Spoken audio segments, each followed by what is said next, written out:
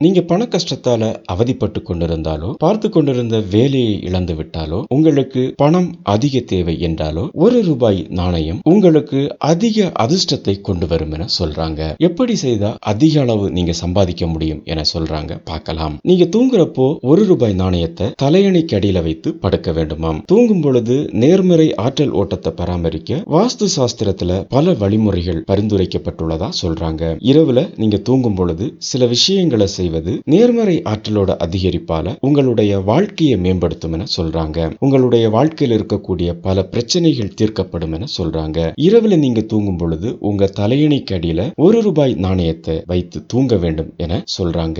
இந்த ₹1 நாணயத்தை தலையணைக்கு அடியில வைத்து தூங்குவதால பல நன்மைகள் உங்களுக்கு கிடைக்குமாம். இரவுல நீங்க தூங்குவதற்கு முன்னால உங்க படுக்கையை நல்லா சுத்தம் செய்து நீங்க படுக்கக்கூடிய தலையணைக்கு அடியில ₹1 நாணயத்தை வைத்து மறுநாள் காலையில எழுந்ததும் இந்த ₹1 நாணயத்தை ஏழைகளுக்கு கொடுக்க வேண்டும் என சொல்றாங்க. இப்படி நீங்க தானம் செய்வதால உங்களுடைய கஷ்டங்கள் தீரும் என சொல்றாங்க. இதை தொடர்ந்து நீங்க செய்து வந்தா உங்களுடைய பொருளாதார பிரச்சனைகள் படிப்படியா மறையுமாம். இதை தினமும் நீங்க செய்து வந்தா புதிய வருமான வழிகள் திறக்க வாய்ப்பு இருக்காம். பல வழிகள்ல இருந்து உங்களுக்கு பணம் சம்பாதிக்கக்கூடிய வாய்ப்புகள் கிடைக்குமாம். உங்களுடைய நிதி நிலைமை மேம்படுமாம். இரவுல தூங்கும் பொழுது ₹1 நாணயத்தை தலையணைக்கடியில வைத்து நீங்க தூங்கும் பொழுது இது எதிர்மறை சக்தியை விரட்டும் என சொல்றாங்க. தீய சக்திகள் நீங்கியவுடன் உங்களுடைய முன்னேற்ற பாதை சீராக தொடங்கும் அப்படின்னு சொல்றாங்க. அதுபோல லட்சுமி தேவிய ₹1 நாணயத்தை கொண்டு வணங்க வேண்டும் எனவும் சொல்றாங்க.